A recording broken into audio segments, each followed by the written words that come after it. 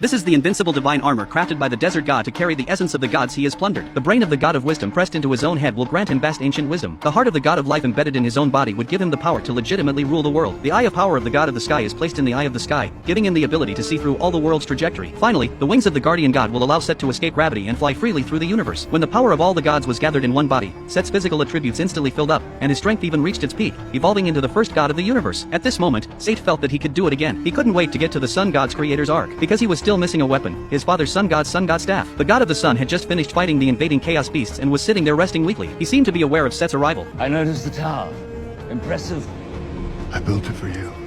If it were any taller, it would be in my way. As soon as Set arrived, he bragged about his accomplishments to his father. But the sun god was disgusted by his regicide and persecution of his ex-wife and the slaughter of the gods. He wanted his son to turn back. Set questioned why his father had treated him so unfairly, banishing him to a scorching desert and denying him the ability to bear children, while his incompetent brother was able to run Egypt, live on the cool banks of the Nile, enjoy the worship of the gods, and succeed in having a son to take over his throne. And now he rules the gods by himself. So this proves that the sun god's previous arrangement was just old folly. But the father said, "This is just a test for you." He passed the throne to his eldest son, the god of life, but he didn't hold on to it. He was able to let go completely, so he passed the test of power. The test of Set in the desert was to endure loneliness. In fact, he wanted Set to take his place as the sun god. If Set passes his test, he will be able to replace himself as the lord of the gods. But while enjoying the honor, he must also stay in the void forever, fighting against the chaos beasts to protect the earth. The reason why he took away Set's ability to procreate was a mercy to Set, because the sun god didn't want his son to suffer from the same pain of longing as he did. Although Set had killed all the gods, there was no turning back. But the god of the sun decided to give Set one last chance to repent and let him take his place in the fight against the chaos beasts. Then all of Set's mistakes would be forgiven. But Set didn't want that. He wouldn't be willing to stay in the void alone, fighting the chaos beasts to death every day. Set's true goal was to replace the supreme god and rule the universe. But to do that, he had to get the power of creation from his father and destroy everything the sun god had created, and thus remake the entire world into a purgatory-like form and achieve immortality. When the sun god heard this, he was enraged that his rebellious son had gone to the point of no return,